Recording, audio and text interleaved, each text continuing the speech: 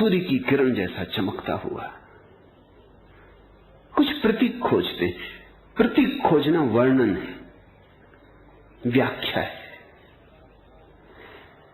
वह भक्ति ईश्वर के प्रति परम प्रेम रूपा है। सूत्र के जो भी अनुवाद किए गए हिंदी में, उन सब में यही अनुवाद किया गया है, वह भक्ति ईश्वर के प्रति परम प्रेम रूपा है। पर संस्कृत में बात कुछ और है। सा त्वस्मिन् परम प्रेम रूपा। ईश्वर शब्द का प्रयोग नहीं किया है, ईश्वर शब्द नहीं है, उसके प्रति त्वस्मिन्, बड़ा फर्क है। जिन्होंने भी हिंदी में अनुवाद किए उन्होंने बात को संकीर्ण कर दिया। उसके प्रति, उसका नाम नहीं हो सकता है, इशारा है, बड़े दूर है वो। उसे ईश्वर कहने से बात हल न होगी, क्योंकि उसे ईश्वर कहने से ही हम उसकी परिभाषा कर देंगे। ईश्वर शब्द का अर्थ होता है ऐश्वर्यवान। सारा ऐश्वर्य जिसका है वो ईश्वर। ये हमारी परिभाषा है, क्योंकि हम ऐश्वर्य की भाषा में सोचने के आदी हो गए। हमारे लिए ईश्वर ऐसा है जैसे सम्राट सारे जगत का है, पर है सम्राट ही। धन की भाषा में हम सोचने के आदी हो गए, ऐश्वर्य की भाषा में सोचने के आदी हो गए, तो ईश्वर कहते हैं। लेकिन धन से और ईश्वर का क्या लेना देना? ऐश्वर्य से और ईश्वर का क्या संबंध? सम्राटों से उसकी कल्पना करनी ठीक नहीं। इसलिए संस्कृत शब्द ठीक है त्वस्मिन्, उसके प्रति। नाम मत दो उसे। नाम तुम दोगे, तुम्हारा नाम होगा, तुम्हारा मन प्रविष्ट हो जाएगा। सिर्फ इतना ही कहो उसके। इशारा करो, अंगुली बता दो, शब्द मत दो। वो अनाम है, नाम में मत घसीटो। वो अरूप है, रूप का आग्रह मत करो। वो निराकार है, तुम कोई आकार मत दो। ईश्वर देते ही आकार मिल जाता है। ईश्वर शब्द आते ही तुम्हारे मन में आकार उठने शुरू हो जाते। सोचो थोड़ा, उसके प्रति कोई आकार उठता है, उसके प्रति। तुम पूछोगे किसके प्रति? ये कौन है उस? किसकी बात कर रहे हैं? ईश्वर कहते ही हल हो गया। तुम निश्चिंत हुए, तुमने कहा समझ गए। जहां तुमने कहा समझ गए वहीं ना समझी। तुम न समझो, बड़ी कृपा होगी। तुम बहुत जल्दी समझ जाते हो, वहीं भूल हो जाती। परमात्मा इतना आसान नहीं कि समझ में आ जाए। वस्तुतः उसे समझने के लिए सब समझ छोड़नी पड़ती। उसे केवल वे ही समझ पाते हैं जो समझ का आग्रह भी छोड़ देते हैं। इसलिए अच्छा होगा हम भी कहें उसके प्रति। उसके कहते ही बड़ा विराट का द्वार खुलता है। फिर ये पशु पक्षी पौधे आकाश सब सम्मिलित हो जाते। परमात्मा कहते ही, ईश्वर कहते ही बात कुछ बिगड़ जाती, भेद खड़ा हो जाता है। सृष्टा और सृष्टि का भेद हो जाता है। फिर तुम सृष्टि की निंदा में लग जाते हो, सृष्टा की पूजा में। और कहीं सृष्टा और सृष्टि अलग नहीं है। सृष्टा शब्द ठीक नहीं, सृजन की ऊर्जा है। वही सृष्टि है, वही सृष्टा है। उसके प्रति कहना बिल्कुल ठीक है। सा त्वस्मिन् परम प्रेम रूपा, उसके प्रति परम प्रेम रूप है। न नाम का पता है, न धाम का पता है। इसका क्या अर्थ हुआ? इसका अर्थ यह हुआ कि प्रेम तो नाम धाम के बिना नहीं हो सकता, भक्ति हो सकती। प्रेम के लिए तो नाम धाम चाहिए। तुम अगर कहो कि मैं प्रेम में पड़ गया हूं और कोई पूछे किसके प्रति, तुम कहो इसका कुछ पता नहीं, तो तुम पागल हो।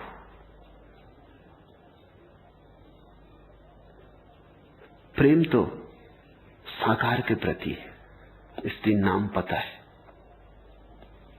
प्रेम का तो कोई एड्रेस है, पत्र लिखा जा सकता है। परमात्मा का कोई एड्रेस नहीं, पत्र लिखा नहीं जा सकता। परमात्मा के लिए तो बड़ा बावलापन चाहिए।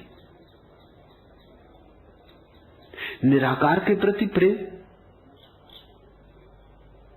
इसका अर्थ ये हुआ कि ऑब्जेक्ट, विषय तो खो गया, सब्जेक्ट केवल तुम ही बचे। जिन्होंने परमात्मा के प्रति प्रेम जाना, उन्होंने वस्तुतः यही जाना कि वहां कोई भी नहीं है, बस प्रेम ही प्रेम है। असल में परमात्मा के प्रति प्रेम कहना ठीक नहीं है, वहां प्रति है ही नहीं। वहां सिर्फ प्रेम का निवेदन है, किसी के प्रति नहीं, सिर्फ प्रेम का आविर्भाव है। शुद्ध प्रेम की ऊर्जा का उठान है, उत्थान है, ऊर्ध्वगमन है, किसी के प्रति नहीं। पर कहना होगा तुम्हारी भाषा में, इसलिए सूत्र कहता है वह उसके प्रति परम प्रेम रूपा है। परम प्रेम तभी है जब प्रेमी की भी जरूरत न रह जाए। जब तक प्रेमी की जरूरत है तब तक तुम्हारा प्रेम परम प्रेम नहीं, निर्भर है। निर्भर है तो शुद्ध नहीं हो सकता। जिससे तुम प्रेम करोगे वो तुम्हारे प्रेम को आच्छादित करेगा, जिससे तुम प्रेम करोगे वो तुम्हारे प्रेम को रंग देगा, जिसको तुम प्रेम करोगे वो तुम्हारे प्रेम को ढंग देगा। परम नहीं हो सकता है। ऐसा समझो कि जब भी सोने का आभूषण बनाओगे तो शुद्ध न रह जाएगा, कुछ न कुछ मिलाना पड़ेगा, क्योंकि शुद्ध सोना इतना नाजुक है, उसके आभूषण नहीं बनते, उसमें कुछ मिलाना ही पड़ेगा। विजाती, कुछ तांबा मिलाओ, कुछ और मिलाओ, वो 18 कैरेट रह जाएगा, 20 कैरेट होगा, 22 कैरेट होगा, लेकिन शुद्ध नहीं हो सकता, 24 कैरेट नहीं हो सकता। ऐसा समझो कि भक्ति के जब तुम आभूषण बनाते हो तो प्रेम हो जाता है, और जब तुम प्रेम के आभूषणों को पिघला लेते हो और शुद्ध कर लेते हो तब भक्ति हो जाती है। लेकिन जब तुम प्रेम के आभूषण पिघलाते हो तो प्रेमी भी पिघल जाता है। तुम जिसे प्रेम करते थे वो बचता नहीं, तुम भी नहीं बचते, प्रेम ही बचता है। वो दोनों गए, वो द्वैत गया, और जब प्रेम ही बचता है तब प्रेम शुद्ध है। न मैं न तू, दोनों खो गए। जलालुद्दीन रूमी की बड़ी प्रसिद्ध कविता है, मुझे बड़ी प्यारी। एक प्रेमी अपने प्रेयसी के द्वार पर दस्तक देता है, भीतर से आवाज आती, कौन है? प्रेमी कहता, मैं हूं तेरा प्रेमी, पहचाना नहीं? मेरी पगध्वनि विस्मृत हो गई, मेरी आवाज पहचान से उतर गई। लेकिन भीतर से आवाज आई, अभी तुम इस योग्य नहीं कि द्वार खुले, अभी तुम अधिकारी नहीं। प्रेमी बड़ा हैरान हुआ, क्योंकि प्रेमी तो सदा सोचता है कि अधिकारी है ही। हर व्यक्ति की यही भूल है कि हर व्यक्ति जन्म से ही समझता है कि वो प्रेम का अधिकारी, इसलिए प्रेम को कोई सीखता ही नहीं, बिना सीखे ही प्रेम करने लगते हैं। और इसलिए फिर प्रेम में इतनी भूलें होती, और प्रेम में इतना उपद्रव होता है, और सारा जीवन बर्बाद हो जाता है। प्रेम संभावना है, सत्य नहीं। प्रेम को प्रगटाना है, वो प्रकट नहीं है। प्रेम कोई मिली हुई संपदा नहीं है, खोजनी है, सृजन करना है उसका। प्रेमी लौट गया, वर्षों भटकता रहा, प्रेम की खोज करता रहा, प्रेम का अर्थ समझने की चेष्टा करता रहा, ध्यान किया, प्रार्थना की। धीरे धीरे प्रेम का आविर्भाव हुआ, वो लौटा, फिर उसने दस्तक दी, भीतर से आवाज आई, कौन? तो जलालुद्दीन कहता है कि अब प्रेमी ने कहा, तू ही है, और द्वार खुल गए। जलालुद्दीन से अगर मेरी कभी मुलाकात हो जाए, कभी न कभी हो सकती, क्योंकि जो रहा है वो कहीं होगा, जो है वो मिटता नहीं। तो उससे मैं कहूं कि कविता पूरी कर दो, ये अधूरी, अभी भी द्वार खुलने नहीं चाहिए, क्योंकि जहां तू है वहां मैं मिट नहीं सकता। प्रेमी ने पहले कहा मैं, अब उसने बदल लिया पहलू, लेकिन पहलू बदलने से कुछ फर्क नहीं पड़ता। अब वो कहता है तू, लेकिन तू का क्या अर्थ है अगर मैं मिट गया हो? किसको कहोगे तू? किस प्रसंग में कहोगे तू? तू का सारा अर्थ मैं में छिपा है। जब तक मैं हूं तभी तक तू में अर्थ है, जब मैं ही ना रहा तो तू कौन?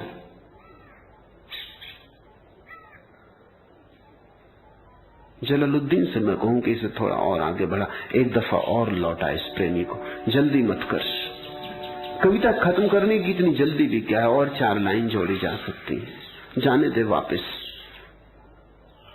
प्रेसी से कहलवा दे कि कुछ कुछ तैयार हुआ लेकिन पूरा नहीं। थोड़ी अधिकारी होने की क्षमता आई, लेकिन अभी प्रारंभ है। थोड़ा और भटक, थोड़ा और खोज, इतना पहुंचा है तो आगे भी पहुंच ही जाएगा। रास्ता ठीक है जिस पे चल पड़ा, मंजिल अभी नहीं आई। आधी यात्रा हो गई है, मैं खो गया, आधी और होनी चाहिए, तू भी खो जाए। फिर ला कुछ वर्षों बाद, फिर लाने की वैसे जरूरत भी नहीं। फिर तो प्रेसी वहीं चली आएगी जहां प्रेमी है।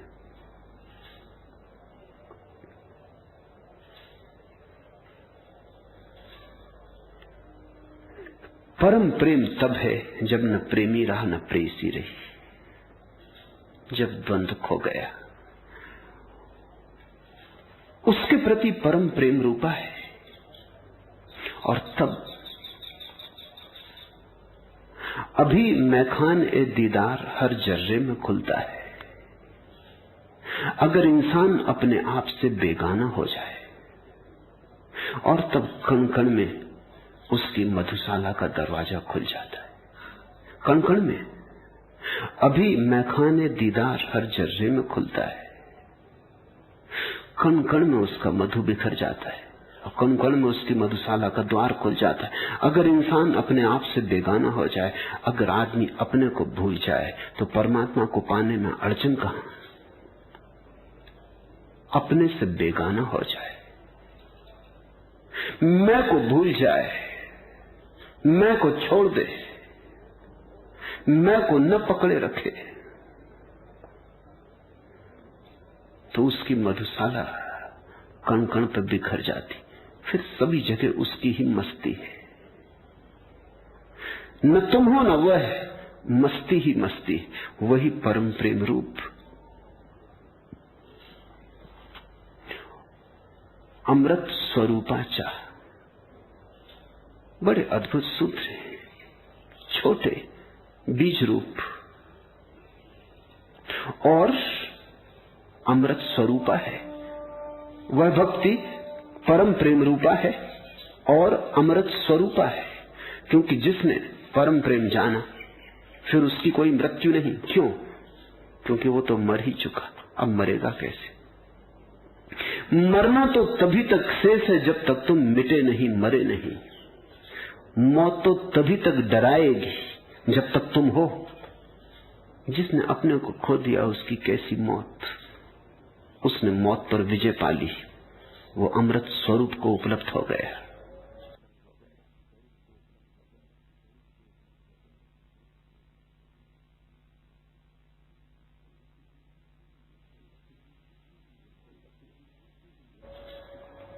ध्यान रखना, अहंकार की ही मृत्यु होती, तुम्हारी कभी नहीं होती, कभी हुई नहीं, हो नहीं सकती। तुम शाश्वत हो, सनातन हो, सदा थे सदा रहोगे, अन्यथा कोई उपाय नहीं है। तुम चाहो भी अपने को मिटा लेना तो नहीं मिटा सकते। मौत होती ही नहीं, लेकिन तुमने एक अपना काल्पनिक आकार रूप समझ रखा है, उस कल्पना की मौत होती। तुमने अपनी एक अहंकार की प्रतिमा बना रखी, परमात्मा से जुदा तुमने अपने को मैं कहने का भाव बना रखा है। वही मैं भाव मरता है, क्योंकि तुम उससे बड़े जुड़े हो, तुम्हें लगता है मैं मरा, मैं भाव छूट जाए, अमृत स्वरूपा चाह, तब जो मिलता है उसकी कोई मृत्यु नहीं है। यल लब्ध्वा पुमान सिद्धो भवति, अमृतो भवति, तृप्तो भवति। उस भक्ति को प्राप्त कर मनुष्य सिद्ध हो जाता है, अमर हो जाता है और तृप्त हो जाता है, सिद्ध हो जाता है। सिद्ध का क्या अर्थ होता है?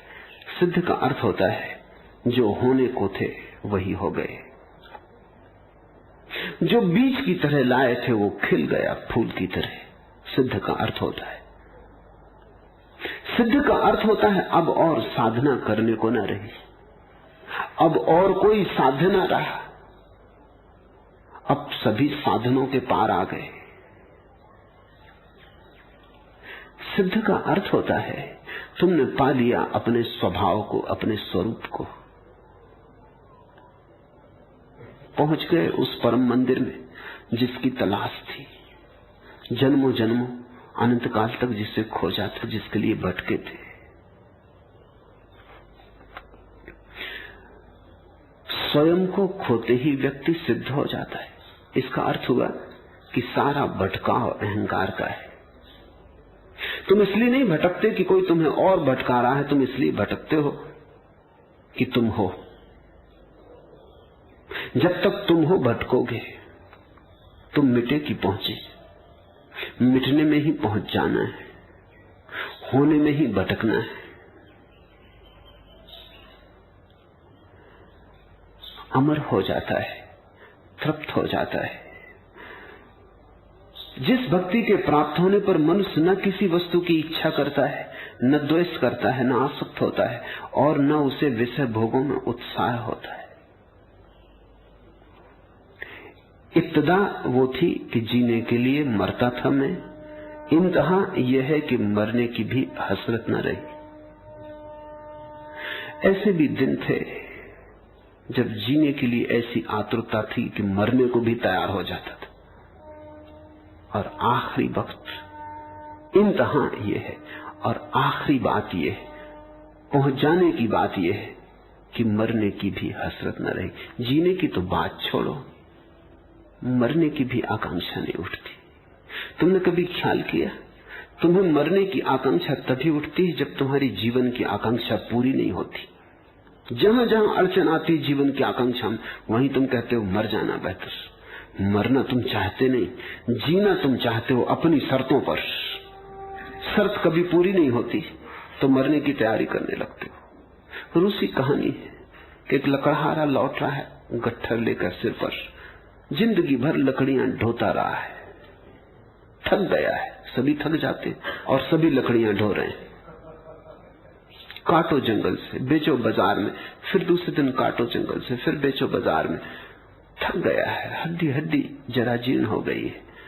उस दिन तो बड़ा दुखी है कि इससे भी क्या सार है, यही करता रहा, यही करता रहूंगा और एक दिन मर जाऊंगा और मिट्टी में गिर जाऊंगा। तो उसने कहा मौत सभी को आती, एक मुझे को छोड़ देती, मुझे क्यों नहीं आती, उठा ले मुझे। ऐसे मौत साधारणता इतने जल्दी सुनती नहीं, पर कहानी है कि मौत ने सुन लिया, मौत आ गई। लकड़हारा गट्ठर को पटक के दुखी मन से बैठा था। मौत ने आके कहा मैं आ गई, बोलो क्या काम है। देखा मौत को, हाथ पैर कब गए, प्राण कब गए, सांस रुक गई। उसने कहा नहीं कुछ काम नहीं, कोई और दिखाई नहीं पड़ा, गट्ठर उठवा के सिर पर रखवाना, कृपा कर और गट्ठर उठा के सिर पर रख दे। तुम जब भी मरने की बात करते हो तब गौर से देखना, वहां जीने की आकांक्षा बड़ी गहरी। इसलिए जो लोग आत्महत्या करते हैं तुम चौंकना मत। तुम ये मत सोचना कि इन लोगों ने आत्महत्या कर ली, बात क्या है। आदमी तो जीना चाहता है, ये मर कैसे गए। ये बहुत बुरी तरह जीना चाहते थे, बड़ी प्रगाढ़ता से जीना चाहते थे। इनकी शर्तें बड़ी थी, जिंदगी पूरी ना कर पाई। ये जिंदगी से नाराज हो गए। ये जिंदगी को तो न मिटा पाए, जिंदगी को मिटाने के लिए तत्पर हो गए थे, अपने को मिटा लिया। मगर इनकी आत्महत्या में जीवन की आकांक्षा है, जीवेशना है। जब तुम जीवन की आकांक्षा छोड़ देते हो तब तुम चकित हो जाओगे कि उसके साथ ही साथ मृत्यु की आकांक्षा भी छूट जाती। जिस व्यक्ति के जीवन को जीवेशना से छुटकारा मिल गया, जो अभी राजी है कि मौत आ जाए तो तैयार पाए, जो ये भी नहीं कहता कि कल मुझे जीना है, उसे तुम कभी आत्महत्या करता ना पाओगे। हालांकि तुम्हें लगेगा कि इसे तो आत्महत्या कर लेनी चाहिए। जब ये आदमी कहता है कि मुझे जीने का कोई सवाल नहीं है, तो इसे आत्महत्या कर लेनी चाहिए। लेकिन आत्महत्या तभी की जाती जब जीने की बड़ी गहरी आकांक्षा होती। ये आत्महत्या भी क्यों करे, मरने की भी हसरत न रही, उतनी आकांक्षा भी नहीं है, न किसी वस्तु की इच्छा करता है। क्योंकि जिसने भक्ति को जान लिया, वस्तुएं व्यर्थ हो गई। तुम जब कभी प्रेम को जानते हो तब भी वस्तुएं व्यर्थ हो जाती हैं। तुमने कभी ख्याल किया, प्रेमी एक दूसरे को वस्तुओं की भेंट देने लगते, वो प्रेम का लक्षण है। क्यों? अब वस्तुओं का मोह नहीं रह जाता, वस्तुएं देने योग्य हो जाती, पकड़ रखने योग्य नहीं रह जाती। जिसे तुम प्रेम करते हो उसे तुम सब दे देना चाहते हो, इसलिए कंजूस प्रेम नहीं कर पाते। कृपण आदमी के जीवन में कोई प्रेम नहीं हो सकता, क्योंकि कृपणता और प्रेम एक साथ नहीं हो सकते। एक ही घर में उन दोनों का निवास नहीं हो सकता। तो ध्यान रखना, कृपण तो प्रेमी भी नहीं हो सकता, भक्त होना तो असंभव। लेकिन अक्सर तुम कृपणों को भक्त पाओगे, वो भक्ति झूठी। निजाम हैदराबाद भक्त आदमी थे, लेकिन मैंने सुना है कि दुनिया के सबसे बड़े संपत्तिशाली आदमी थे। इतनी बड़ी संपत्ति और किसी के पास नहीं, लेकिन कृपण तुम ऐसा आदमी न पाओगे। जो टोपी उनको सिंहासन पर बैठते वक्त पहनी थी, वो 40 साल उसको पहने रहे, उससे बास आती थी, वो इतनी गंदी हो गई थी। वो उसको धुलने नहीं देते थे, क्योंकि धुलने में कहीं बिगड़ ना जाए, कहीं खराब ना हो जाए। वो मरते दम उसी को पहने रहे। मेहमान सिगरेट अधजली छोड़ जाते तो एस्ट्रे से वो इकट्ठे कर लेते थे खुद पीने के लिए। ये तुम भरोसा न करोगे। और ये आदमी भक्त था, 5 बार इबादत करता था भगवान की। ये असंभव है, ये बिल्कुल असंभव है। ये आदमी किसको धोखा दे रहा है? अभी तो इस आदमी के जीवन में प्रेम भी नहीं, जली सिगरेटें, झूठी सिगरेटें इकट्ठी कर रहा है। जैसे ही मेहमान जाए, जो पहला काम निजाम करते थे वो ये कि जल्दी से सिगरेटें संभाल के रख लेना, फिर फुर्सत से पिएंगे। जहां भी तुम कृपण को पाओ, वहां तुम समझ लेना कि अगर वो भगवान की बातें कर रहा हो, प्रेम और भक्ति की बातें कर रहा हो, तो किसी गहरे घाव को छिपाने की तरकीबें।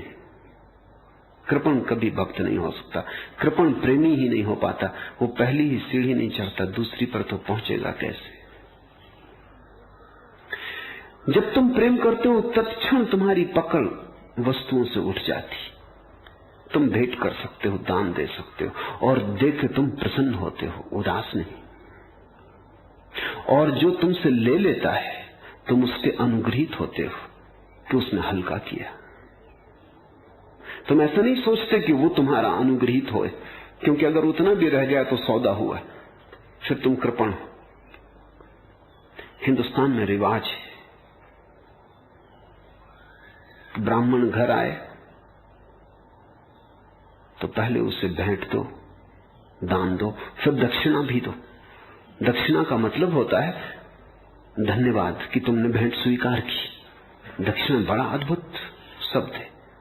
पहले दान दो, और चूंकि ब्राह्मण ने स्वीकार किया, इनकार भी कर सकता था, फिर दक्षिणा दो कि धन्यभाग कि तुमने स्वीकार किया, तुम इंकार कर देते तो मेरा प्रेम अधूरा वापस लौट आता। तुमने द्वार दिया, इसलिए प्रेमी अनुग्रहित होता है देकर, भक्त सब लुटा के अनुग्रहित होता है। किसी वस्तु की इच्छा नहीं करता है, न द्वेष करता है, क्योंकि जब इच्छा ही न रही तो द्वेष कहां। द्वेष तो इच्छा की छाया है।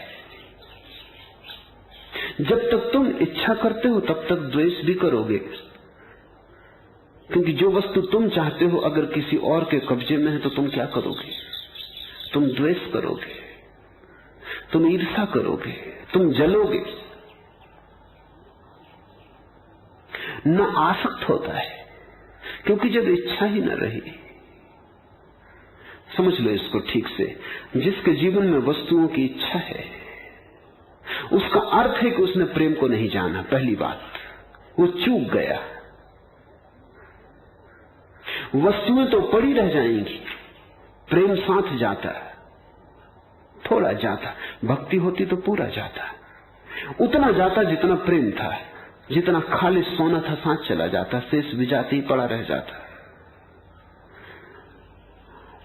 अगर तुम प्रेम तक नहीं पहुंच पाए तो उसका अर्थ केवल इतना है, तुम जो भी इकट्ठा कर रहे हो वो सब मौत छीन लेगी। इसलिए कृपण मौत से डरता है, जीता नहीं और मौत से डरता है। जीने की तैयारी करता है, जीता कभी नहीं, क्योंकि जीने में तो खर्च, जीने में तो प्रेम लाना पड़ेगा, जीने में तो व्यक्तित्व प्रवेश कर जाएंगे, वस्तुओं की दुनिया समाप्त हो जाएगी। न वो सिर्फ जीने की तैयारी करता है, मकान बनाता है जिसमें कभी रहेगा, धन इकट्ठा करता है जिसको कभी भोगेगा, शादी करता है पत्नी जिससे कभी प्रेम करेगा फुर्सत से, बच्चे पैदा करता है कि कभी जब समय होगा, सुविधा होगी, तब इन पर आशीर्वाद बरसा देंगे। मगर वो दिन कभी आता नहीं, वो तैयारी ही करता है। एक दिन मौत उसे उठा लेती और जो भी उसने इकट्ठा किया था वो सब पड़ा रह जाता है। इसका भय सताता है, इसलिए कृपण डरता रहता है, और डर के कारण और भी कृपण होता जाता है। मौत के खिलाफ इंतजाम करता है। मौत के खिलाफ एक ही इंतजाम है और वो है प्रेम। मौत के खिलाफ दूसरा कोई इंतजाम नहीं, कोई सुरक्षा नहीं, कोई बीमा कंपनी मौत के खिलाफ सुरक्षा नहीं दे सकती, सिर्फ प्रेम। क्योंकि प्रेम के क्षण में तुम वस्तुओं के ऊपर उठते हो और व्यक्तित्व दृष्टि में आता है। व्यक्तियों का संसार शुरू होता है, वस्तुओं का समाप्त होता है। तब वस्तुएं साधन रूप हो जाती। तुम प्रेम के लिए उनका उपयोग करते हो, लेकिन वे तुम्हारा उपयोग नहीं कर पाती। जब तुम वस्तुओं की इच्छा करते हो तो जो वस्तुएं तुम्हारे पास हैं उनमें तुम्हारी आसक्ति होती, कोई छीन न ले, और जो तुम्हारे पास नहीं है, दूसरों के पास है, उनसे तुम्हारा द्वेष होता है, क्योंकि उनके पास है और तुम्हारे पास नहीं। इच्छा के दो पहलू बन जाते हैं। फिर अपने पास जो है उसे पकड़ो और दूसरे के पास जो है उसे छीनो। तब सारा जीवन एक छीना झपट, एक आपाधापी, एक दौड़ धूप हो जाती। हाथ कुछ भी नहीं लगता, मरते वक्त हाथ खाली होते। न आसक्त होता है, न उसे विषय भोगों में उत्साह होता है। ये बहुत समझ लेने जैसा है। विषय भोगों में तुम्हें उत्साह तभी तक है जब तक तुम्हें परम भोग का स्वाद नहीं मिला। क्षुद्र को भोगता आदमी तभी तक है जब तक विराट के भोग का द्वार नहीं खुला। कंकड़ पत्थर बीनते हो क्योंकि हीरे जवाहरातों का पता नहीं। कूड़ा करकट इकट्ठा करते हो क्योंकि संपत्ति की कोई पहचान नहीं। ये लक्षण है भक्त का कि उसे विषय भोगों में कोई उत्साह नहीं होता। कामी को सिर्फ विषय भोग में उत्साह होता है और कोई उत्साह नहीं होता। प्रेमी को विषय भोग में उत्साह नहीं होता है, किन्हीं और चीजों में उत्साह होता है। अगर उनके सहारे काम भी चले तो ठीक। जैसे समझो, अगर तुम किसी व्यक्ति के प्रेम में हो तो तुम चाहोगे कि दोनों बैठ के कभी शांत आकाश में तारों को देखो। कामी नहीं चाहेगा ये। कामी कहेगा क्यों फिजूल समय खराब करना, तारों में क्या रखा है, एक दफा देख लिए सदा के लिए देख लिए। कामी को तो शरीर में रस है, तारों में नहीं, चांद में नहीं, पक्षियों के गीत में नहीं। दो प्रेमी बैठ के सितार सुन सकते हैं या गीत गा सकते हैं, या दो प्रेमी बैठ के शांत मौन ध्यान कर सकते हैं, प्रार्थना कर सकते हैं। उस प्रार्थना के माध्यम से ही अगर काम भी जीवन में आ जाए तो उन्हें कोई विरोध नहीं है। लेकिन शुरू उन्होंने प्रार्थना की थी। चांद को देखते देखते वो करीब आ जाएं और एक दूसरे का हाथ हाथ में ले लें तो उन्हें कुछ विरोध नहीं है, लेकिन देखना उन्होंने चांद को शुरू किया था। प्रेमियों की आंख एक दूसरे पर नहीं होती, एक साथ किसी और चीज पे होती। कामियों की आंख एक दूसरे पे होती और किसी चीज पे नहीं होती। प्रेमी किसी और तीसरी चीज को देखते हैं अपने से पार। प्रेम का कोई गंतव्य है, काम का कोई गंतव्य नहीं। काम अपने आप में समाप्त हो जाता है, प्रेम अपने से पार जाता है। जो पार ले जाए, जो अतिक्रमण कराए, जो तुम्हें तुमसे ऊपर देखने की सुविधा दे, वही प्रेम है। तो प्रेमी कभी बैठ के सितार सुनेंगे, या कभी गीत गाएंगे, या कभी नाचेंगे, या कभी खुले आकाश के नीचे लेटेंगे, या कभी सागर तट पर घूमेंगे, कभी सागर के नाद को सुनेंगे। लेकिन प्रेमी कामी नहीं। प्रेमी का कुछ लक्ष्य जो दोनों से पार है।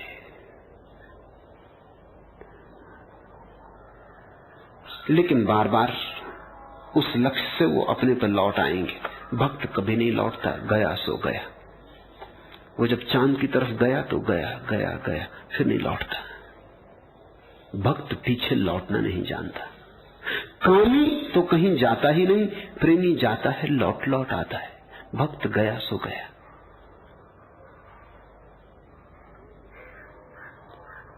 काम ऐसे है जैसे पिंजरे में बंद पक्षी, कहीं जाता नहीं, वहीं पिंजरे में उछल कूद करता रहता है, वहीं हलन चलन करता रहता है। बस पिंजरा उसकी सीमा है। प्रेम ऐसे है जैसे कबूतर उड़ते हैं आकाश में, फिर अपने घर पर वापस लौट आते। पिंजरों में बंद नहीं, न लौटे तो कोई उन्हें बुलाता नहीं, कोई पकड़ने नहीं जा सकता, अपने से लौट आते। घर के ऊपर एक छक्का लगा दिया होता है, उड़ते हैं दूर आकाश में, बड़ी दूर की यात्रा करते हैं, थकते हैं, लौट आते हैं वापस। प्रेमी ऐसे पक्षी हैं जो पिंजरों में बंद नहीं है, जाते हैं दूर अपने से पार, लौट लौट आते हैं। भक्त ऐसा पक्षी है जो गया सो गया, उसका लौटने को कोई घर नहीं, उसका घर सदा आगे है और आगे। वो जब तक परमात्मा तक ही न पहुंच जाए तब तक यात्रा जारी रहती। भक्ति के प्राप्त होने पर मनुष्य न किसी वस्तु की इच्छा करता है, न द्वेष करता है, न आसक्त होता है, और न उसे विषय भोगों में उत्साह होता है।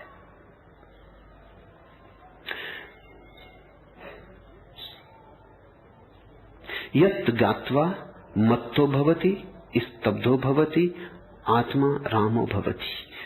उस भक्ति को जानकर मनुष्य उन्मत्त हो जाता है, स्तब्ध हो जाता है, और आत्मा राम हो जाता है। उन्मत्त हो जाता है, पागल हो जाता है।